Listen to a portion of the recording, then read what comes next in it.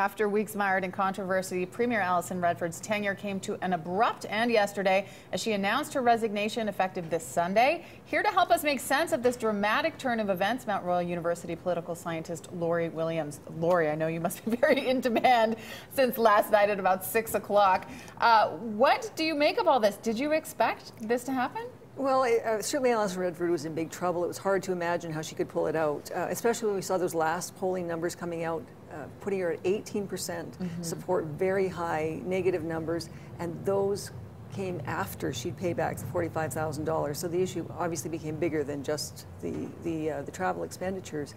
But I didn't expect it quite so soon. It looked like the party was trying to regroup and plan carefully for succession, and looks like this PC Riding Association president's vote last night was just what pushed her ahead of perhaps what we were expecting to make a decision earlier.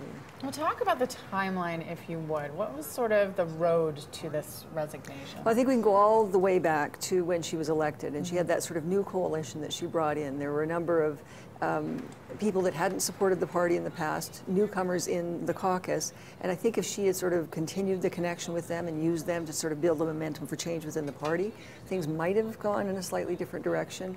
But as she became more and more criticized and sort of withdrew further and further, had a bit of a blip up during the flood in her response to that, which was quite effective.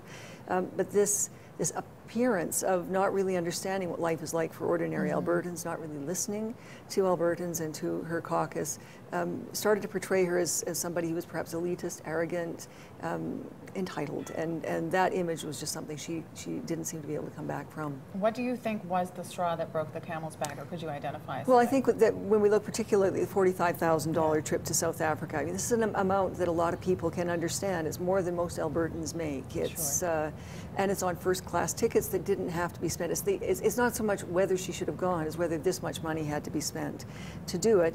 And then initially sort of saying it was somebody else's fault, then saying it was her fault or responsibility and not doing anything about it, resisting up until very recently repaying that money or even a portion of it.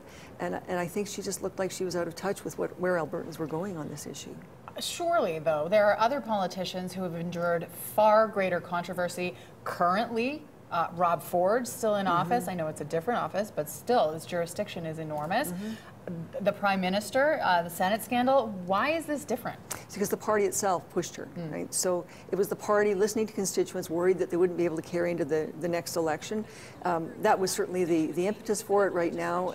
I think they may, looking again in a week or two or a month, look back and say, well, maybe things weren't quite so bad and we didn't need to pull the plug quite as soon as we did, because the party's going to have challenges going forward. Can they unite across those divisions that have erupted over the last few weeks and months and work together as a party? And as Mayor Nenshi has pointed out, who would want to be leader of this party? And who would want to be, and who has the credibility to kind of step in and turn this around a little bit? In my view, I think somebody coming in from outside is necessary at this stage of the game. Those who are inside are either tainted with some of the divisions that have happened or are attached to some of those camps that are within the party right now. Somebody coming in from outside might be able to do the job of renewal, particularly if they've got a high political profile already.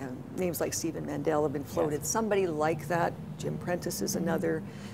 Mayor Nenshi has been mentioned as well. I mean, if somebody is willing to take the risk, is willing to put themselves ahead of that caucus that's thrown out 3 leaders in the last 8 years, if they're willing to do it, I think there's some talented people who could really make a difference, not just to the party, but for the character of democracy in Alberta. And to me, that's the bigger concern. What's going to happen to democratic politics in Alberta?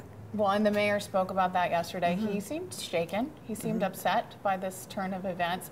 What do you make of what he said, talking about how we need to acknowledge that these are people whose lives are also at play while we play politics? People who have made great sacrifices, indeed, that are good people, that are trying to do what's good for the province, and because of differences or history or different visions about the future and how things ought to go, an unwillingness to work together and to pull together, because of all of that, somebody who was working hard, had good ideas, in fact accomplished a great deal. You look at the list, accomplished a great deal, balanced budget, a renewing of Alberta, an initiative to sort of build Alberta for the future. That whole initiative was, at least in many respects, quite popular amongst Albertans, and yet they turfed her as leader. Now, certainly some of that is on Alison Redford for not taking advantage of the opportunities that she had, not listening as carefully as she could have done.